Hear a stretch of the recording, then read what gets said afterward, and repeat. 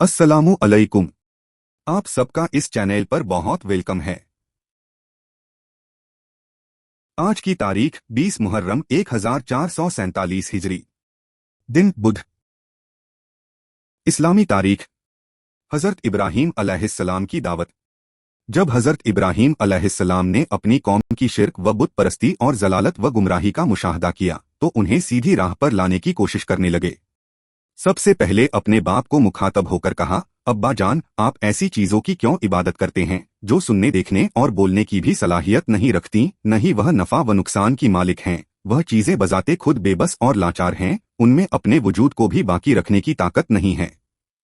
ऐसी चीजें दूसरों के क्या काम आ सकती हैं?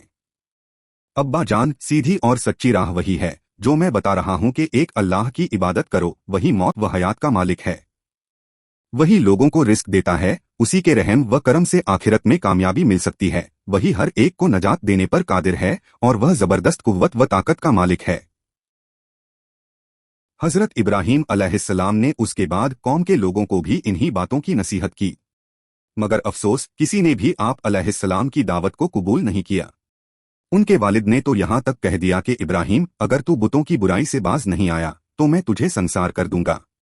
फिर पूरी कौम भी हजरत इब्राहीम अलैहिस्सलाम के खिलाफ साजिशें करने लगी। हुजूर सल्लल्लाहु अलैहि वसल्लम का मुअजिजा। एक इशारे में दरख्त का दो हिस्सा हो जाना। मक्का में रुकाना नामी एक आदमी था जो बहुत बहादुर और ताकतवर था। रसूलुल्लाह सल्लल्लाहु अलैहि वसल्लम ने उसको इस्लाम की दावत दी तो उसने कहा, पहले मुझे कोई निशानी बतलाओ। तो हुजूर सल्लल्लाहु अलैहि वसल्लम ने फरमाया, इसके बाद ईमान ले आओगे? तो उसने कहा, हाँ। करीब में कांटों का एक दरख्त था जो बहुत ही गुंजान और शाखों वाला था। हुजूर सल्लल्लाहु अलैहि वसल्लम का ने उसकी तरफ इशारा करके फरमाया, इधर आ। तो उस दरख्त के दो हिस्से हो गए, एक हिस्सा अपनी जगह रहा और दूसरा हिस्सा हुजूर सल्लल्लाहु अलैहि वसल्लम के सामने आकर खड़ा हो गया। रुकाना बोला, ऐसा है तो इसको हुक्म दो कि वापस चला जाए। तो हुजूर सल्लल्लाहु अलैहि वसल्लम के इशारे पर वह वापस चला गया। जब वह दोनों हिस्से आपस में मिल गए तो हुजूर सल्लल्लाहु अलैहि वसल्लम ने रुकाना से कहा, ईमान ले आओ, लेकिन वह ईमान नहीं लाया। एक फर्ज के बारे में। अपने घर वालों को नमाज का हुक्म देना। कुरान में अल्लाह ताला फरमाता है, आप अपने घर वालों को नमाज का हुक्म करते रहिए और खुद भी नमाज के पाबंद रहिए। हम आपसे रोजी तलब नहीं करते, रोजी तो आपको हम देंगे और अच्छा अंजाम तो परहेजगारी ही का है। एक सुन्नत के बारे में। अल्लाह से रहम तलब करना। अल्लाह ताला से रहम तलब करने के लिए इस दुआ का एहतिमाम करना चाहिए, अंत वलियूना फगफिरलना वरहामनवा। यह दुआ हजरत मूसा अलैहिस्सलाम ने कोहे तूर पर जाते वक्त पढ़ी थी। तर्जमा, ए अल्लाह, आप ही हमारी खबर रखने वाले हैं, इसलिए हमारी मगफिरत और हम पर रहम फरमा और आप सबसे ज्यादा बेहतर माफ करने वाले हैं। एक अहम अमल की फाजीलत। दोज़ख से नजात। रसूलुल्लाह सल्लल्लाहु अलैहि वसल्लम ने फरमाया है, जब तुम मगरिब की नमाज से फारिग हो जाओ तो 7 मरतबा यह दुआ पढ़ लिया करो। अल्लाहुम्मा आज़िरनी मिनन्नारी, ए अल्लाह, मुझको दोज़ख से महफूज रखिए। जब तुम इसको पढ़ लो और फिर उसी रात तुम्हारी मौत आ जाए तो दोज़ख से महफूज रहोगे। और अगर इस दुआ को 7 मरतबा फजर की नमाज के बाद भी पढ़ लो और उसी दिन तुम्हारी मौत आ जाए तो दोज़ख से महफूज रहोगे। एक गुनाह के बारे में। झूठी तोहमत लगाना। कुरान में अल्लाह ताला फरमाता है, जो लोग मुसलमान मर्दों और मुसलमान औरतों को बगैर किसी जुर्म के तोहमत लगाकर तकलीफ पहुंचाते हैं तो यकीनन वह लोग बड़े बोहतान और खुले गुनाह का बोझ उठाते हैं। दुनिया के बारे में। दुनियावी जिंदगी एक धोखा है।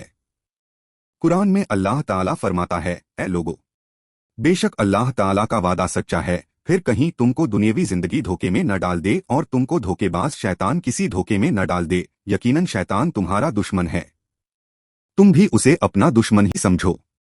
वह तो अपने गिरोह के लोगों को इसलिए बुलाता है कि वह भी दोज़ख वालों में शामिल हो जाएं।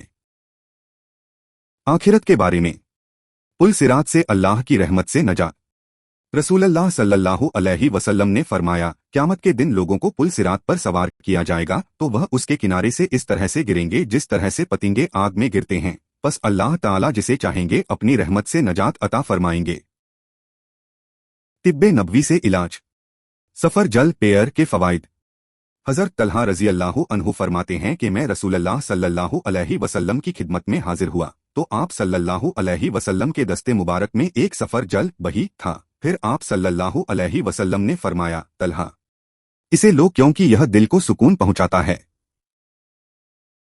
نبی صلی اللہ علیہ وسلم کی نصیحت۔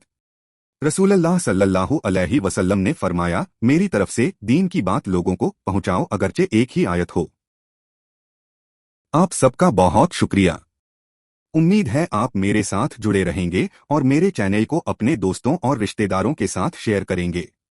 خدا حافظ۔ انشاءاللہ پھر ملیں گے۔